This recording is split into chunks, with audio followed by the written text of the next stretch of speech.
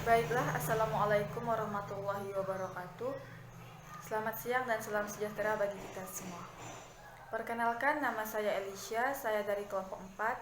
Saya di sini bertugas sebagai moderator yang akan memandu jalannya presentasi pada hari ini.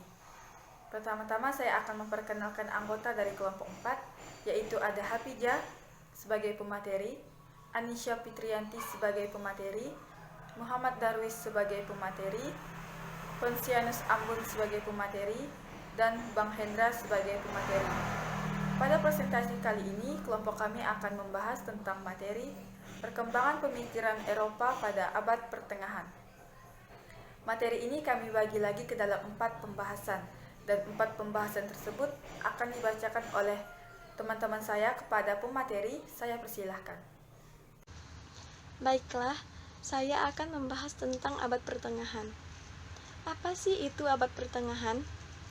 Abad pertengahan adalah abad atau periode di Eropa yang sering disebut sebagai abad kegelapan. Sebutan ini mengacu pada beberapa hal, yaitu yang pertama adalah periode kekuasaan agama. Pada abad pertengahan ini, agama adalah suatu hal yang sangat mendominasi dan memiliki peran sentral bagi kepentingan-kepentingan masyarakat Eropa, termasuk juga pemerintahan. Yang kedua adalah karena agama sangat mendominasi kehidupan.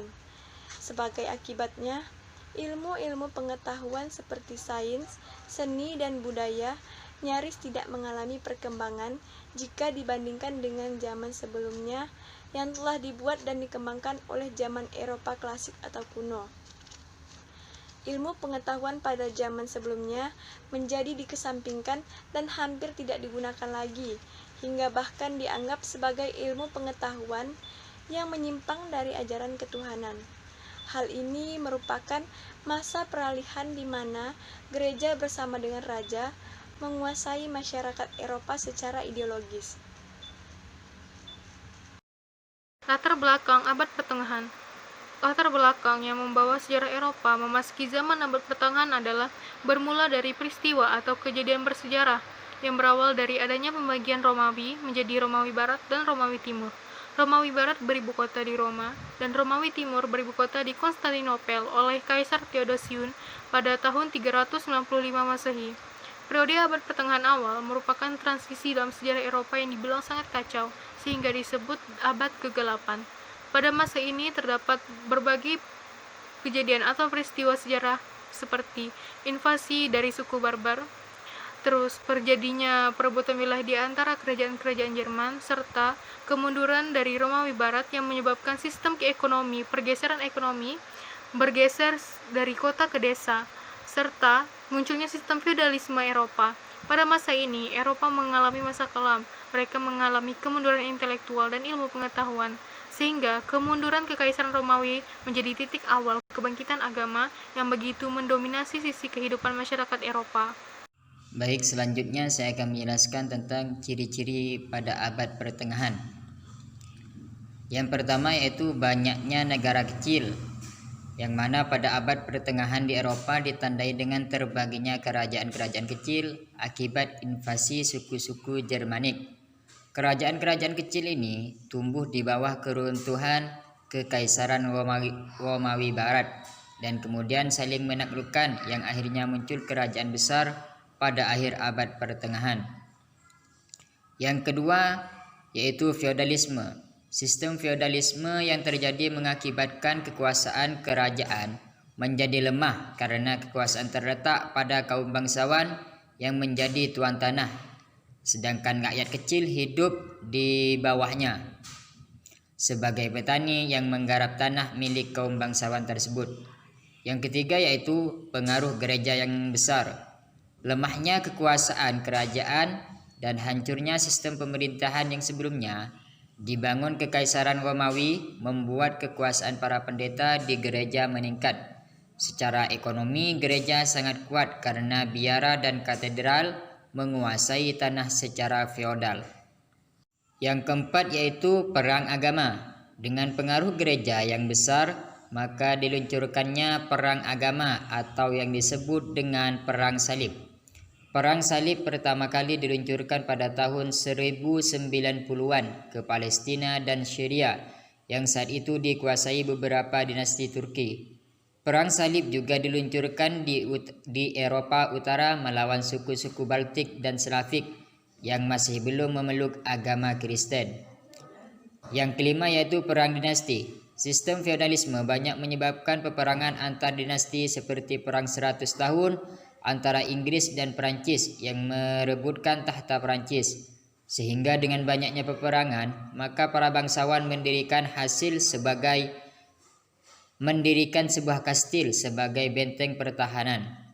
Yang terakhir yaitu sistem monoliat. Runtuhnya Kekaisaran Romawi Barat mengakibatkan sistem perdagangan antar wilayah terputus, sehingga sistem ekonomi yang berkembang pada saat itu adalah sistem monoliat. Dalam sistem ini, wilayah bawah monor atau tempat kedudukan bangsawan menghasilkan semua kebutuhannya sendiri, karena perdagangan antar wilayah tidak bisa dilakukan. Baik, saya akan menjelaskan lahirnya pemikiran besar Eropa pada abad pertengahan. Perkembangan pemikiran pada masa periode skolastik. Istilah skolastik adalah kata sifat yang berasal dari kata school yang berarti sekolah. Sedangkan dari kata schooler memiliki arti kurang lebih sama, yakni ajaran atau sekolahan. Karel Agung mengajarkan apa yang diistilahkan sebagai artes liberales atau seni bebas, yang meliputi mata pelajaran gramatika, geometria, aritmatika, astronomi, musika, dan dialektika. Memasuki abad pertengahan, skolastik menjadi istilah bagi filsafat yang bercorak khusus, yaitu filsafat yang dipengaruhi oleh dogma agama. Pada masa abad pertengahan, lahirnya pemikir besar. Salah satunya itu adalah pemikiran dari Santo Agustinus pada tahun 354-430. Santo Agustinus atau St. Agustin merupakan seorang pujangga gereja dan filsuf besar yang lahir pada tanggal 13 November 354 di Tagaska, Numidia, atau yang sekarang disebut Algeria. Sebagai filsuf, Agustinus menciptakan sebuah tradisi filsafat Kristen yang berpengaruh besar pada abad pertengahan. Santo Agustinus menentang suatu aliran yang meragukan kebenaran atau skeptisisme. Sebagai seorang filsuf ternama pada masa awal abad pertengahan, prinsip dasar pemikiran Santo Agustinus dipengaruhi oleh ajaran Plato, yang digunakan sebagai legitimasi terhadap sistem yang berlaku. Seluruh pemikiran Agustinus diarahkan menuju Tuhan, dan baginya Kristen adalah sumber kebenaran. Menurut pemikiran Santo Agustinus, bayang-bayang atau proyeksi dari negara idea di dunia adalah gereja sebagai bentuk cerminan dan proyeksi kesempurnaan negara Tuhan. Sesuai dengan jiwa pada abad pertengahan bahwa pemikiran filsafat harus melegitimasi kebenaran ajaran gereja, Agustinus meletakkan landasan bagi keseluruhan filsafat abad pertengahan. Paham teosentris Agustinus menghasilkan suatu revolusi dalam pemikiran orang Eropa dan menjadikan orang Eropa lebih memiliki sifat introspektif. Ajaran teologis dan filsafat Eropa pada abad pertengahan disebut skolatikisme, yang berarti sekolah, yang metodenya dipraktikkan di kalangan biara. Baik, di sini saya akan menjelaskan mengenai Thomas Aquinas. Thomas dilahirkan di Nepal dalam keluarga aristokrasi Italia yang mempunyai hubungan kerabat dengan raja dan kaisar Eropa. Einstein mencatat dua makna penting kemenangan Thomas bagi agama Kristen. Yang pertama, kemenangan itu menunjukkan bahwa agama Kristen mampu menerima sebuah proses dialogis antara Platonisme dan Aristotelianisme. Yang kedua, gereja memiliki daya penyesuaian diri. Thomas pada hakikatnya bukanlah seorang teoritis atau filosof politik. Pandangan Thomas mengenai yang pertama tugas dan kewajiban penguasa, yang kedua bentuk-bentuk negara monarki terbaik, dan yang ketiga penguasa tiran. Tugas dan kewajiban penguasa. Thomas mengemukakan bahwa tugas penguasa yang pertama adalah mengusahakan kesejahteraan rakyat, adil dan menjaga perdamaian. Yang kedua, bentuk-bentuk negara monarki terbaik. Suatu negara dipimpin oleh satu penguasa yang bertujuan mencapai kebaikan bersama disebut monarki. Jika mencapai tujuan pribadi penguasa yang tidak adil dinamakan tirani. Negara yang diperintah beberapa orang dengan memiliki tujuan kebaikan bersama disebut aristokrasi. Adapun negara yang kebebasannya dan tujuannya tidak demi kebaikan bersama dan dipimpin oleh banyak orang disebut demokrasi. Yang ketiga, penguasa tiran. Bila monarki adalah bentuk negara terbaik, maka tirani yang paling buruk. Bentuk demokrasi menurut Thomas walaupun buruk, masih bisa diterima dibandingkan dengan tirani. Alasannya, dalam negara tirani kemungkinan dapat terjadi penyelewenangan kekuasaan. Menurut Thomas, meskipun penguasa oleh satu orang memiliki keutamaan seperti dalam sistem penguasa monarki, model penguasa tunggal juga berpotensi menjadi penguasa tiran. Membunuh penguasa tiran memang bisa membebaskan masyarakat dari tirani. Thomas menilai cara menumbangkan penguasa tiran dengan membunuhnya tidak sesuai dengan ajaran Kristen. Hanya itu yang dapat kami sampaikan. Sekian video presentasi dari kelompok 4. Mohon maaf jika ada perkataan yang kurang berkenan di hati kalian semua. Saya akhiri, wassalamualaikum warahmatullahi wabarakatuh.